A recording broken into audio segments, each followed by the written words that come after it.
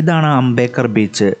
ചെറായി ബീച്ചിനോട് ഏകദേശം 1.5 kilometre distance മാത്രമുള്ളൂ ഈ ബീച്ചിലോട്ട്. എറണാകുളം ജില്ലയിൽ വൈപ്പിൻ ദ്വീപിൽ സ്ഥിതി ചെയ്യുന്ന ഈ ബീച്ച് ഒരു വിനോദസഞ്ചാര കേന്ദ്രം കൂടിയാണ്. വൈപ്പിനിലെ മറ്റ് ദ്വീപുകളെ അപേക്ഷിച്ച് വളരെ തിരക്കുറവായ ഒരു ബീച്ചാണ് അംബേദ്കർ ബീച്ച്. ഇതിനൊരു മറ്റൊരു പേരും കൊണ്ടുണ്ട്, രക്തേശ്വരി ബീച്ച്. ഇവിടെ നിന്ന് ഇടത്തോട്ടാണ് പോകണമെങ്കിൽ നമുക്ക് കുഴുപ്പള്ളി ബീച്ചിലേക്കും, വലത്തോട്ടാണ് പോകണമെങ്കിൽ ചെറായി ബീച്ചിലോട്ടും പോകാവുന്നതാണ്. മഹാത്മാ അയ്യങ്കാളി നടത്തിയ വില്ലുവണ്ടി യാത്രയുടെ പ്രതിമയാണ് ഈ കാണുന്നത്.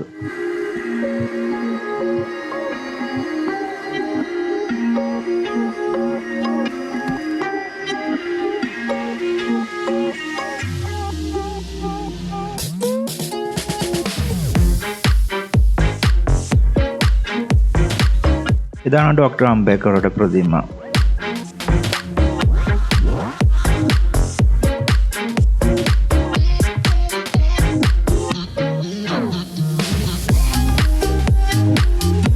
ഇനി നമുക്ക് ബീച്ചിലോട്ട് പോകാം. ഇവിടെ തന്നെ ഒരു വഞ്ചിയൊക്കെ കിടക്കുന്ന കാഴ്ച കാണാം കേട്ടോ. കാണുമ്പോൾ തന്നെ അറിയാൻ പറ്റും ഇതൊരു മണൽപ്പരിപ്പുള്ള ഒരു ബീച്ചാണെന്ന്. ഇവിടെ തന്നെ കാണാം കേട്ടോ, ഗോൾ പോസ്റ്റൊക്കെ കാണാം. ഇങ്ങനെ വിശാലമായി കിടക്കുന്ന ബീച്ചാണിത്. അധികം തിരക്കില്ലാത്തൊരു ബീച്ചാണ്. നമുക്ക് അങ്ങ് ദൂരെ കാറ്റാടി മരം കാണാം കേട്ടോ.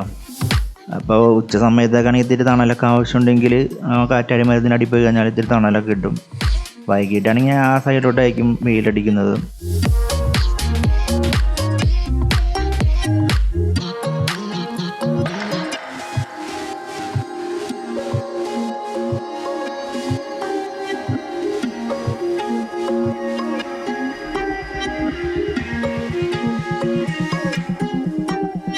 എറണാകുളത്ത് നിന്ന് വന്നെയാണെങ്കിൽ ഏകദേശം ഒരു 25 കിലോമീറ്ററും ഇത് സെയിം ദൂരം തന്നെയാണ് ആലുവയിൽ നിന്ന് വരുമ്പോഴും.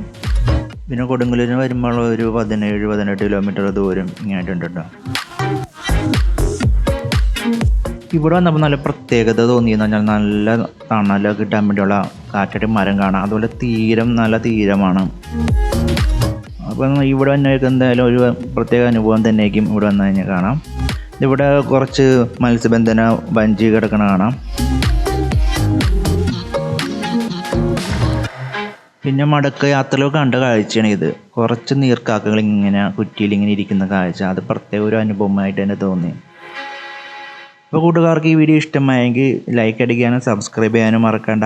ഇനി അടുത്ത വീഡിയോ കാണുന്നവരും ബൈ.